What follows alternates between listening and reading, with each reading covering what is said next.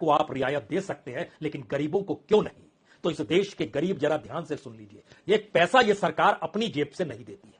इस देश की संपत्ति है जिसको वह देती है, लेकिन इस देश की संपत्ति को बनाने में उससे पहले की सरकार और आपकी पुरानी पीढ़ी ने जो खून पसीना लगाया, उसको कौड़ियों के मोल कैसे दिया गया और इस देश के लिए इस सरकार ने क्यों कुछ भी नहीं खड़ा किया, यह भी चौंकाने वाली बात है। जरा कल्पना कीजिए कि इंदिरा गांधी के वक्त में 66 पीएसयू खुले, नेहरू के दौर में 35 पीएसयू खुले, राजीव गांधी के दौर में 18 पीएसयू खुले, मनमोहन सिंह के दौर में 23 पीएसयू खुले, पीवी नरसिम्हा राव के दौर में लगभग 16 पीएसयू खुले।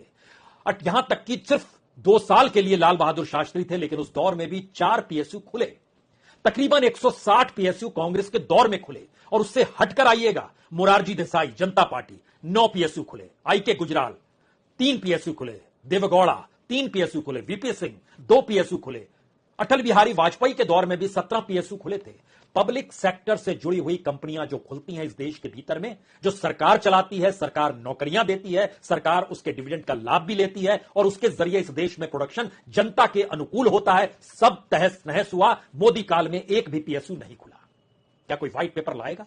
और अगर नहीं लाएगा तो एक क्षण के लिए सोचिए, इस देश के भीतर में एक दिन प्रधानमंत्री सतना में बोलते हैं कि रेवड़ियां कौन बांट रहा है, और जब वो उस परिस्थिति को उनको रिपोर्ट निकल कर आती है 23 अक्टूबर को उनके पास कि रेवड़ियां बांटनों से ही और बांटी जो जा रही है और जो ऐलान हो रहा है उससे उनकी जीत अब मुश्किल हो गई है, विपक्ष उस रूप में निकल कर आ गया है, तब वो समझ जाते हैं कि दरअसल रेवड़ी नहीं कहिए, ये गरीबों के हक का जिक्र हो रहा है।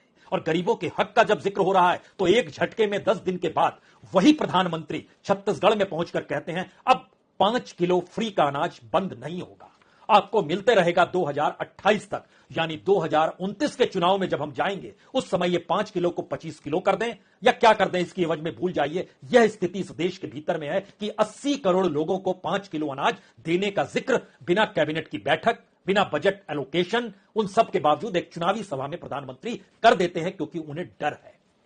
इस बात का डर है कि दरअसल इस देश की जनता देख रही है आप कॉर्पोरेट को कितना देते हैं।